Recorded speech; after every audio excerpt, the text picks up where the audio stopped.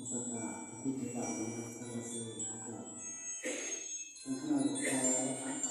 berdua Padi aku pun kita masukkan bukan hal yang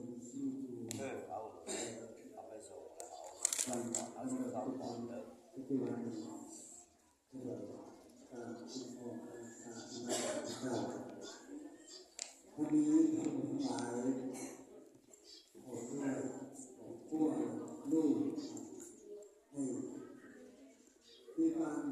ทุกสิ่งดีๆหัวใจทั้งทรงตรวจสอบ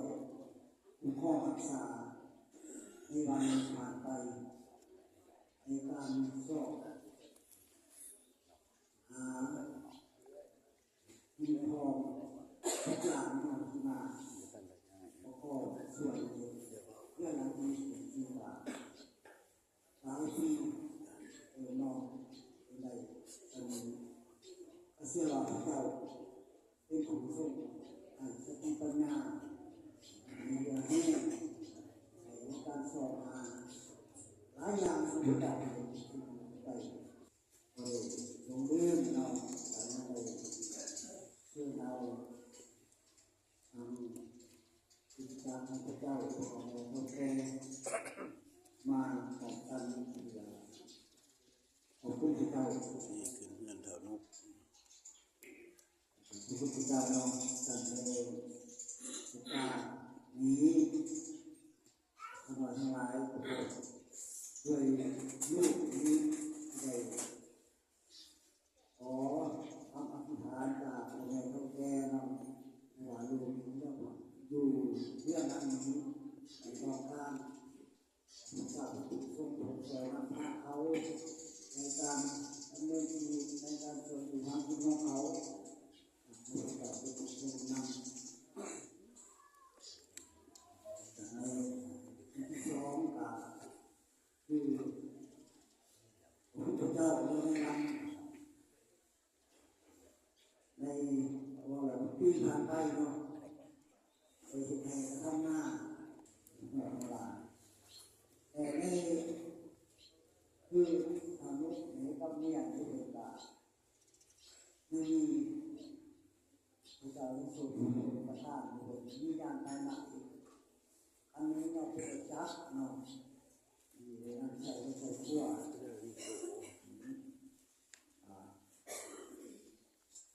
ของพระเจ้าทรงตรวจสอบสุดข้อเป็นรถที่เนื้อหวานพื้นท่าเนาะพระเจ้าเราสังฆาเราขอเราหลายเราเป็นเราทำกิจการ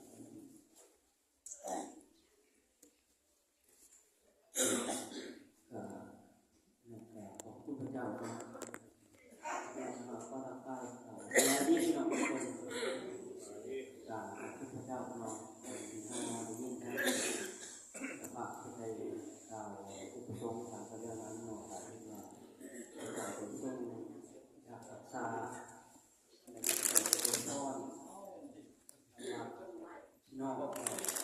การเป็นคนดีคนหล่อให้ดีหน่อยสามคนอื่นหน่อย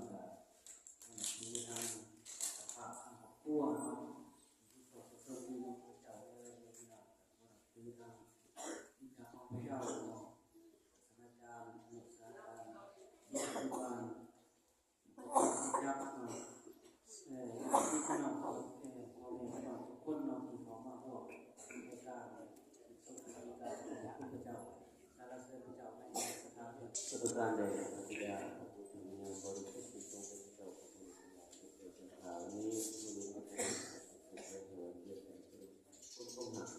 ที่เป็นโรคหรือในชีวิตของลูกของหลานแต่เกิดขึ้นมาดี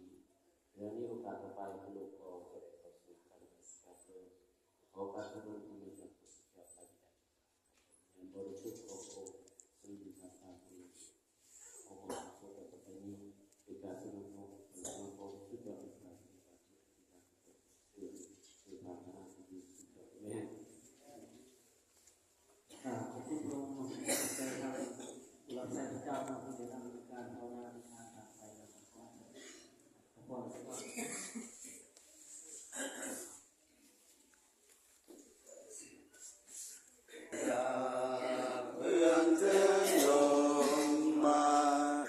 ให้ใจ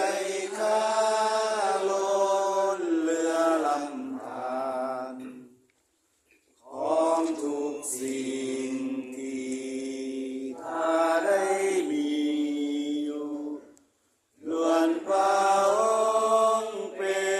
นผู้ประทานโมทนาพระ